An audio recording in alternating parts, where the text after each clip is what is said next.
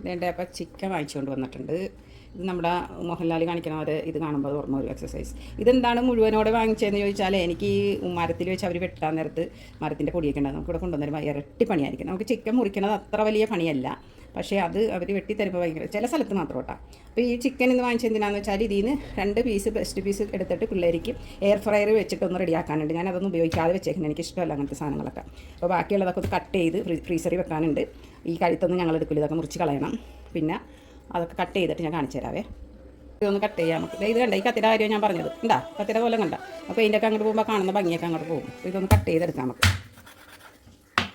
ഇതിൻ്റെ കഴുത്തങ്ങ് കളയാം. അത്രയും ഭാഗം ഞാൻ കളയും കേട്ടോ.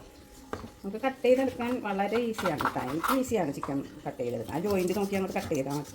നേരത്തെയൊക്കെ നമ്മളിങ്ങനെ എല്ലാം വാങ്ങിച്ച് കട്ട് ചെയ്യുകയല്ലേ ചെയ്യുന്നത്. ഇപ്പോഴല്ലേ എല്ലാവരും ബീഫൊക്കെ കട്ട് ചെയ്ത് കൊടുക്കുന്നത്. നേരത്തെ നമ്മൾ വീട്ടിൽ കൊണ്ടുവന്നിട്ടല്ലേ കട്ട് ചെയ്യുന്നത്.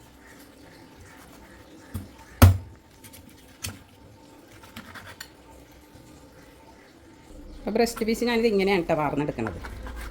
എന്താ ഇത്രയുള്ള പീസ് ഇത് മാത്രമേ എടുക്കുന്നുള്ളൂ എയർ ഫ്രയർ വെക്കാനായിട്ട്. അപ്പോൾ 2 ഭാഗത്തുനിന്ന് വാർന്നെടുത്തിട്ട് കാണിച്ചു തരാവേ. ഇതേ അപ്പോൾ ഞാൻ 2 പീസ് കണ്ട കട്ട് ചെയ്തെടുത്തിട്ടുണ്ട്. ഇത് വെന്ത് വരുമ്പോൾ ചെറിയ കഷ്ണമൊക്കെ കേട്ടോ, എന്നാലും അത് വാർന്നെടുത്തിട്ടുണ്ട്. ഞാൻ അതിൻ്റെ മസാലയൊക്കെ പിന്നീട് കാണിച്ചു തരാം. അപ്പോൾ നമ്മളിത് ബീഫെല്ലാം ചിക്കനൊക്കെ വലിയ കഷ്ണങ്ങളാക്കിയാണ് വെച്ചേക്കണത്. കാരണം എന്താണെന്ന് വെച്ചാൽ ഇവിടെ ചിലപ്പോൾ നമ്മൾ അപ്പോൾ പ്ലാൻ മാറും. എന്താ ചെയ്യേണ്ടത്, ചിലപ്പോൾ ബിരിയാണി ആണെങ്കിൽ നമുക്ക് വലിയ കഷ്ണം വേണം, കറി വെക്കാനാണെങ്കിൽ ചെറിയ കഷ്ണം വെക്കാം. അപ്പോൾ ഇതൊക്കെ ഒന്ന് വേർതിരിച്ച് ഞാൻ ഫ്രീസറിൽ സെറ്റാക്കി വെച്ചിട്ട് വരാവേ. അതാണ്ട് ചിക്കൻ 2 ബോക്സിൽ സെറ്റാക്കിയിട്ടുണ്ട്. വെള്ളം ഇങ്ങനെ നിറച്ചൊഴിച്ച് വെക്കണം കേട്ടോ, നല്ല ഫ്രഷായിട്ട് തന്നെ ഇരിക്കും. പിന്നെ ഇത് നമുക്ക് കഴുകി വൃത്തിയാക്കി എടുത്തിട്ട് അതിലെന്തൊക്കെ ആവശ്യമുണ്ടെന്നുള്ളത് നോക്കാം. അപ്പോൾ ഇതിനെന്തെല്ലാം സാധനങ്ങൾ വേണമെന്ന് നോക്കാം നമുക്ക്. അൽഫാമിൻ്റെ പൗഡർ ഉണ്ട് കേട്ടോ, ചിക്കൻ്റെ മിക്സ് ഉണ്ട്, അത് കുറച്ച് വേണം. പിന്നെ മേദി ഇത്തിരി ഞാൻ ഇടാറുണ്ട് കേട്ടോ, അത് ഇത്തിരി ഇടണം. പിന്നെ നമുക്ക് പേസ്റ്റ് ഉണ്ട്, ജിഞ്ചറിൻ്റെ ഇതിൻ്റെ പേസ്റ്റ് ഉണ്ട്. പിന്നെ വേണ്ടത് കുറച്ച് കുരുമുളക് കേട്ടോ, ഇത്തിരി കുരുമുളക് വേണം, ഒരു പച്ചമുളക്, പിന്നെ മല്ലിയില, വേപ്പില, പിന്നെ ഇതിൽ 2 പുതിനയും കൂടി ഇട്ടിട്ടുണ്ട്. ഇതെല്ലാം കൂടി നന്നായിട്ട് അരച്ചെടുക്കണം. പിന്നെ ഉപ്പും അത്രയും സാധനം വേണം. ഇതിനെല്ലാം കൂടി റെഡിയാക്കിയിട്ട് കാണിക്കാവേ. ഇതിലേക്ക് കുറച്ച് എക്സ്ട്രാ മുളക് കൂടി ഞാൻ ചേർക്കുന്നുണ്ട് കേട്ടോ. ഇത് നമ്മുടെ ചിക്കൻ പൗഡറാണ് അൽഫാമിൻ്റെ. പിന്നെ കുരുമുളകും പച്ചമുളകും എല്ലാ സാധനങ്ങളും കൂടി അരച്ചെടുത്തത്. ഇത് മേദി, പിന്നെ ഇത്തിരി മഞ്ഞപ്പൊടി, മുളക്. ഇത് ഉപ്പിട്ടാണ് ഞാൻ അരച്ചേക്കണത് കേട്ടോ. അപ്പോൾ ഇതെല്ലാം കൂടി ഒന്ന് മിക്സ് ചെയ്യാം നമുക്ക്. കുറച്ച് നാരങ്ങ നീര് വേണം കേട്ടോ.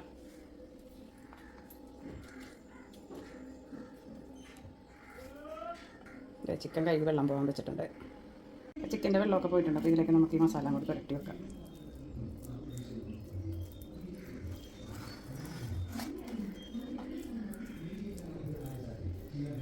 നന്നായിട്ട് പുരട്ടി വെച്ചിട്ട് കാണിക്കാവേ. അതേ നമ്മുടെ ചിക്കൻ നല്ല സെറ്റാക്കിയിട്ടുണ്ട്. അപ്പോൾ ഇതൊന്ന് നൈലോൺ വെച്ച് പൊതിഞ്ഞിട്ട് നമുക്ക് റെസ്റ്റ് ചെയ്യാൻ വെക്കാം ഫ്രിഡ്ജിലോട്ട്.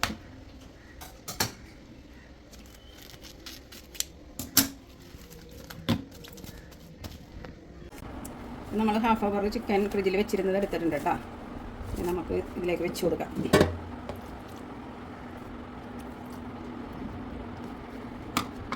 ഇതിലേക്ക് കുറച്ച് ഒലിവ് ഓയിൽ കൂടി ഒഴിക്കണുണ്ടേ. അത് വലിയ കുപ്പിയായതുകൊണ്ട് ഞാൻ കയ്യിലെടുത്ത് ഒഴിക്കുന്നത്.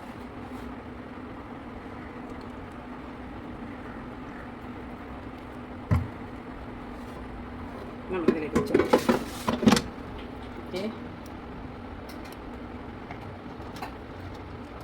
നമുക്കിതൊന്ന് മറിച്ച് വെച്ച് കൊടുക്കാം.